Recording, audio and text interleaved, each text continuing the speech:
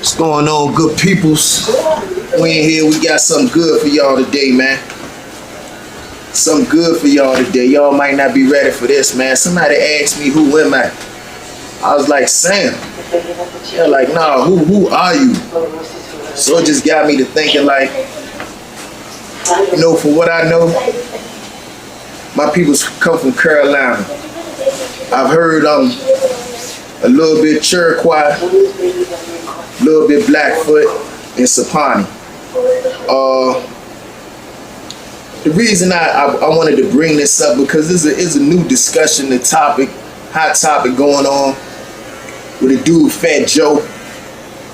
He might have been talking a little bit reckless. You know who Fat Joe is, E? Yeah, Fat Joe is a Puerto Rican rapper. Yeah. He worked with Big Pun. Yeah, that's him. Let me adjust this a little bit. I wanted to be on you a little bit too. Boom. Yeah. And basically he was saying that Puerto Ricans was 50-50 with creating hip hop. I ain't see the whole video, but I'm gonna go ahead and do a deep dive into it. And it was just crazy because all throughout history, you know, things that we create in an event, a lot of people try to commandeer and confiscate our ideas and our culture. First they'll talk about it like, you know, it ain't no good. Then when that joint get to thriving and it's proven to work and it's a hit, people come in and be like, oh, we made that. We did that. So I just wanted to touch in on that amongst other things. Where do you think Black Americans come from? What's your knowledge of that, E? Well, I think the original man came from Africa. So you think black people come from Africa? Yeah. Us blacks that's here in America? Right. I truly that was where we originated, the original man. Africa and most of the eastern countries. So he basically saying that he believed that us as African American, we come from Africa. So do you believe that all people came from Africa? The basically the bedrock of human civilization? No, I know because, you know, people were created in different regions. But I think the original man was from Africa.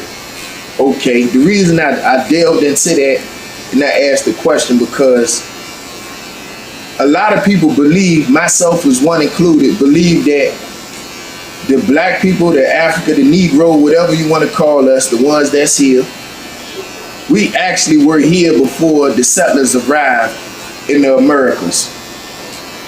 That they didn't bring us all over here on slave ships. That when they landed on the shores of America, there were dark-skinned people that was indigenous to this land when they got here. That looked like us, that had dark skin, wool hair, fit our features. Not the natives that are depicted in a lot of the movies when you think of cowboys and Indians, but indigenous peoples to this land. How do you feel about that? You know, I feel like as a culture of black people, you know, we was raped, we was taught a mindset that made us conform to their systems. You know what I'm saying? Once the white settlers got here. Compulsory education. They taught us what they wanted us to know. Was a form of control. Bingo, I could believe in that. Yeah. And these days, you can see it right in front of your face. They telling you they gonna stop teaching them about slavery. Like I seen some guy out there talking about, it was a black guy talking about slavery was a good thing for black people. That's when the family was together. So I truly believe that a lot of the history that we know and that we think is true was actually a narrative given to us by somebody who's trying to have power over us. Control through labor, control through vote, and basically manipulation.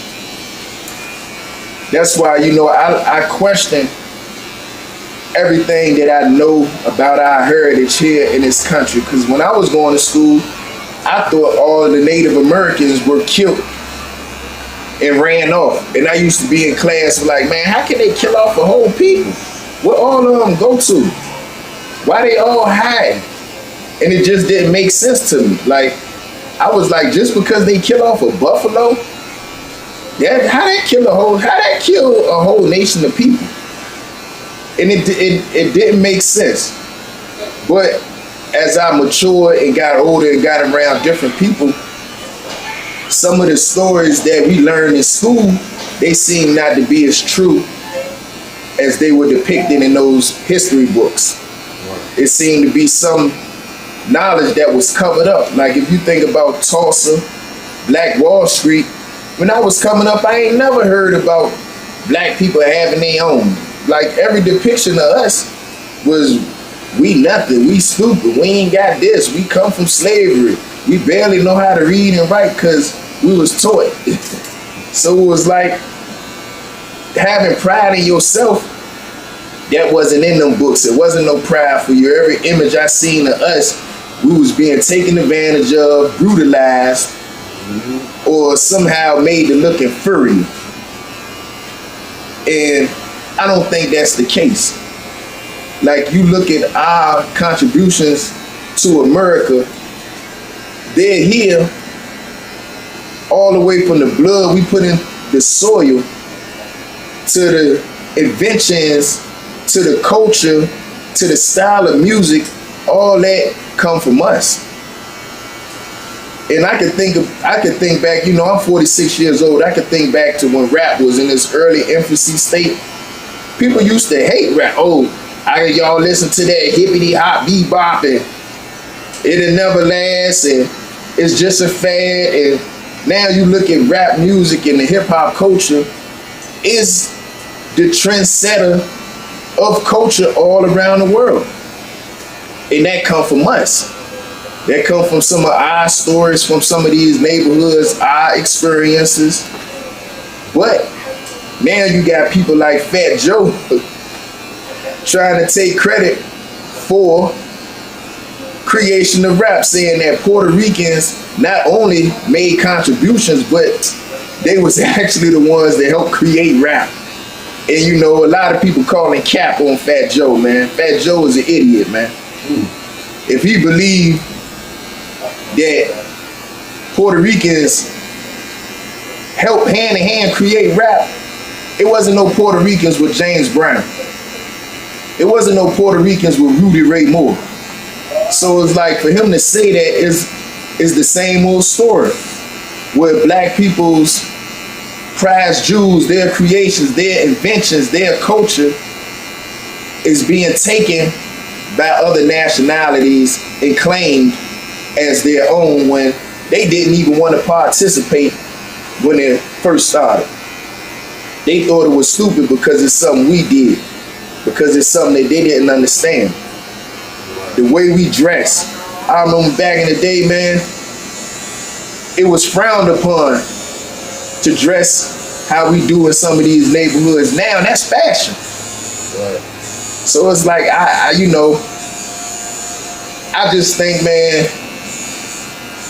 it's getting to a point to where you almost can't tap back into your roots and culture here in America because they changing a lot of things. They saying that if a teacher teaches you about some of this stuff, that is illegal. They trying to ban this stuff and say it's critical race theory when they teaching you about black culture because it makes a certain group of people feel, I guess, attacked, or it makes them feel ashamed.